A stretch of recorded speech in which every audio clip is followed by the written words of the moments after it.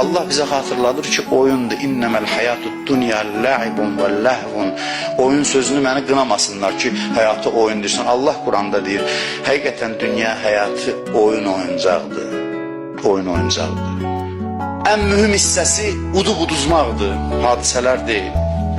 Həyəcan mənəvi mənada olmalıdır. Udmaq, uduzmağın, bax, bütün bu savablar bu ki, Allah təşviq eləyir, maraqlı bir oyuna dəvət eləyir. Allah da bu oyunda mənləndir, həyatın maraqlı hissəsidir. Bu gladiator oyunu kimi deyil ki, məğlub olanı öldürürlər. Həyat oyunu belə deyil. Burada Allah sənləndir, qoymayacaqsan həlak olasan. Bir dənə şey tələb olunur ki, biləsən mənimlədir.